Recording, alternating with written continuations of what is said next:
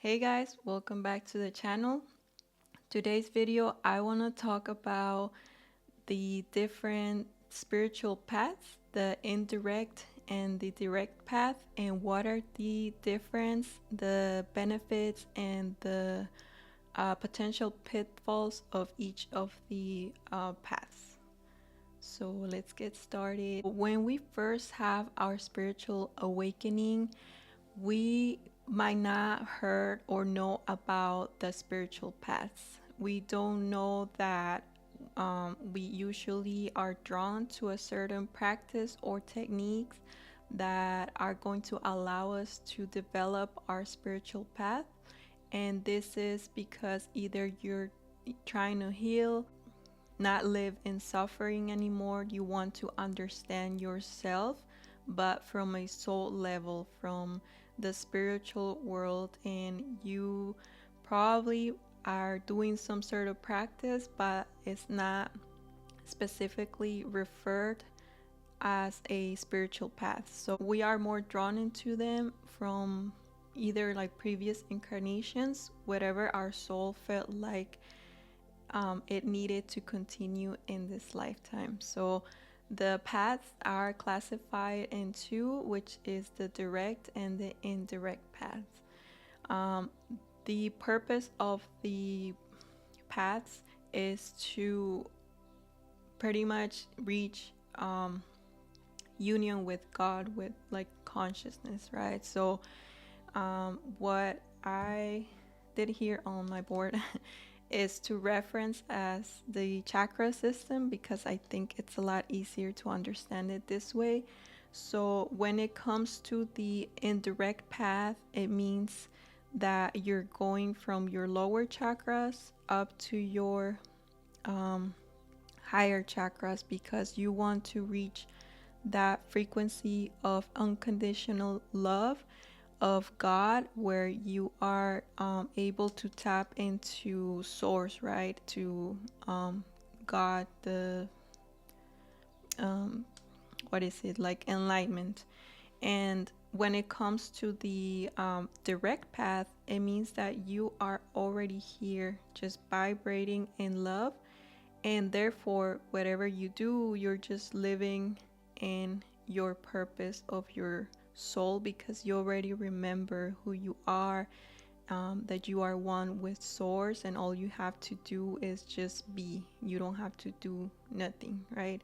So as we can see, each of the paths has its own benefits and also pitfalls or downsides to them, and I will explain like each of them now. So the indirect path is usually called the progressive path.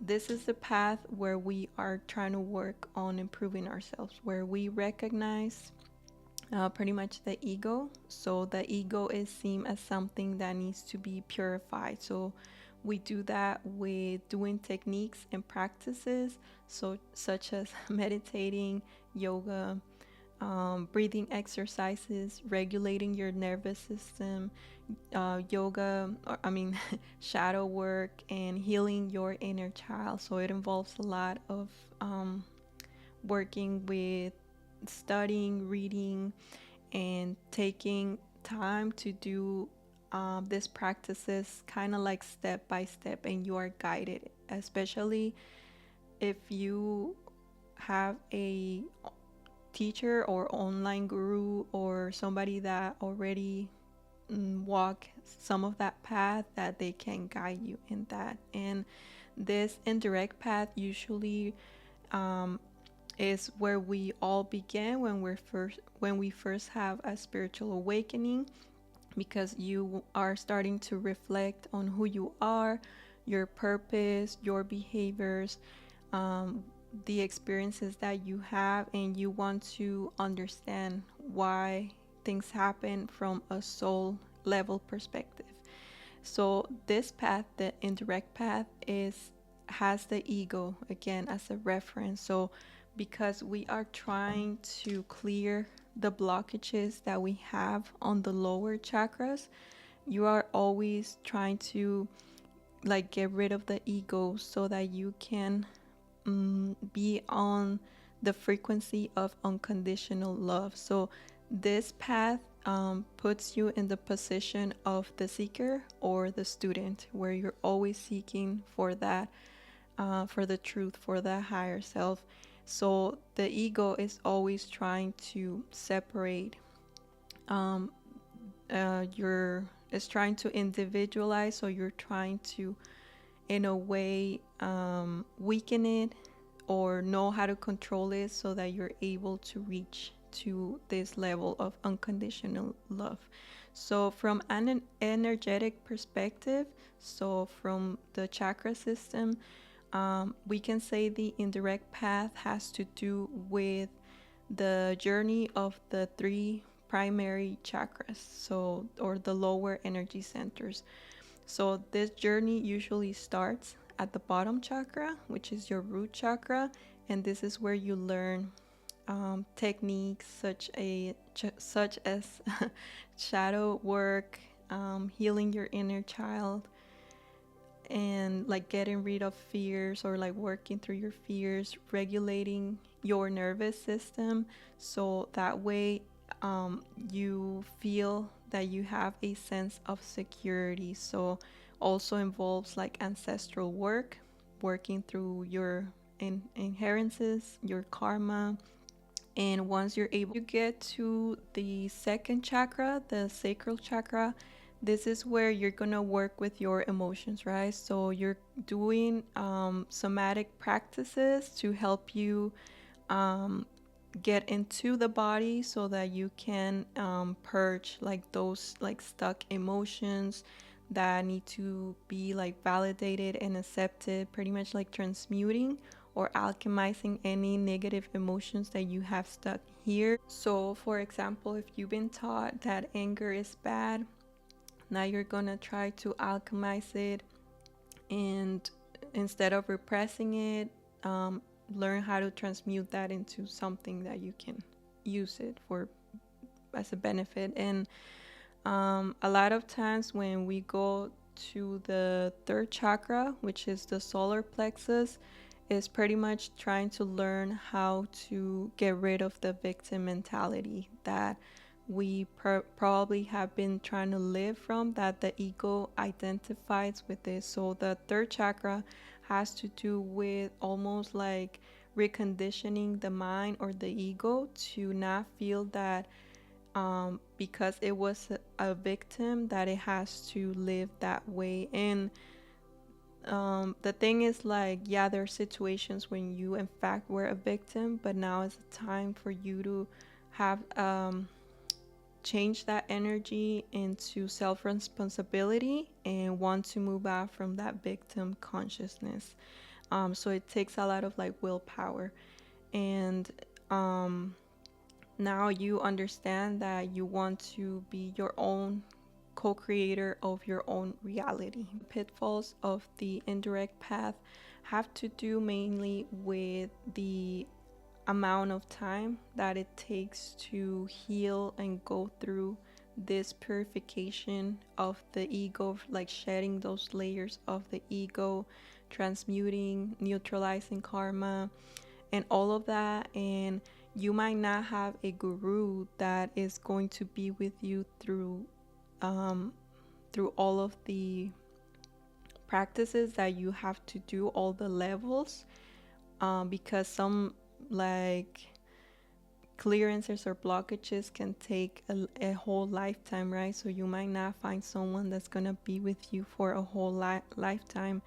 And but again, this modality of the indirect path has a lot of practices, has a lot of techniques. So therefore you're always exploring, always seeking, and this means that you might be stuck a lot of times in the dark night of the soul.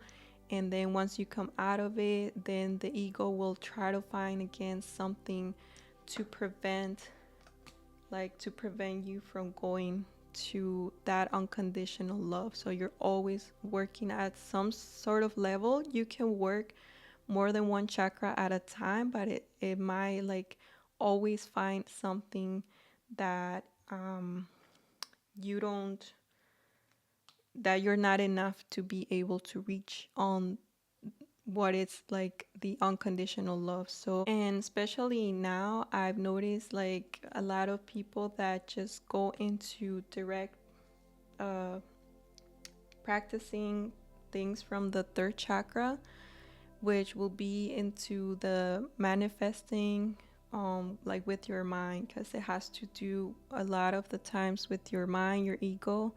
It's on the solar plexus.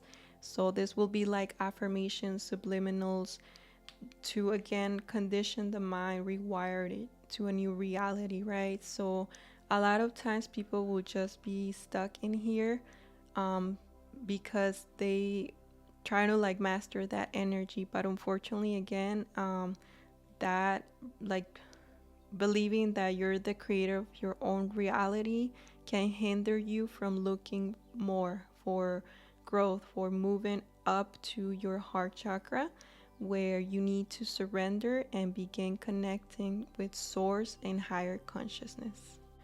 So, what the direct path will be in essence is that you are living from source consciousness. You already um, stay in that frequency of unconditional love. So you're always just like remembering God's love and who you are. So you no longer have to do anything. You just have to remember again, either through like meditations, that you are one with source, and pretty much is surrendering to this heart frequency, um, of the heart chakra.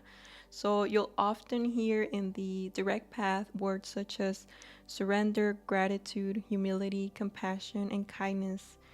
And at this stage, the focus is on being rather than doing. You are not a seeker, so here you will be seen more like the teacher, because you're not trying to change anything. You are already accepting and surrendering to any circumstances that come in your path, and you have total acceptance with unconditional love. So it requires less validation from, let's say, a teacher, because you are your own self validator, or like you are sufficient and you don't want to keep seeking. Therefore, it's like you stop like questioning reality. You just assume that you are already one with source. So in essence, you are surrendering your lower selves to being or acting from your higher self. So you're embodying your soul purpose, right? You're living from what it will be like the teachings of the Law of One or Course in Miracles, where they teach you that you already one with the source. That's your true self. So this path has a lot of also drawbacks that usually have to do with spiritual escapism or spiritual ego. So spiritual ego will basically be that person that like believes they already like vibrating conditional love and sees everything as it is. Therefore, there's not much to do, and in a way can fall into arrogance and not trying to reflect more on itself, and therefore not trying to probably not trying to be like humble. And this is why if they fall into spiritual escapism, that because now they know that the world is an illusion, they skip trying to do any sort of energetic work. And they might not see that they have any sort of blockages that still needs to work for them to be able to um, be open to more of that energy from source, right? So they do like nothing, just pretty much like meditating and feeling and not really being active in other roles, right? So I my opinion is that we should all have a sort of balance, equilibrium with both paths, that maybe when you're first starting with your spiritual journey to go into an indirect path. And as you move along, whenever you feel called to move to a direct path, to go to that direct path. And once you're here, usually it's a lot easier to surrender to trying to do the work again. But that's your own like individual journey, your process, because a lot of times both paths require for you to have a sense of discipline, of faith, self-control at each level of responsibility, right? So it's completely reasonable to try to for sometimes focus on one path and then move to a different path and trying different practices from each. And a lot of times over time, you won't require, especially on the indirect path, you will leave behind a lot of that external validation, usually from like a guru or a teacher, because now you have more faith and ownership in owning your own journey on your spiritual path. So it's simply trying to live from this unconditional love. Okay, so I hope it was helpful. And yeah, I'll see you on my next video. Okay, bye.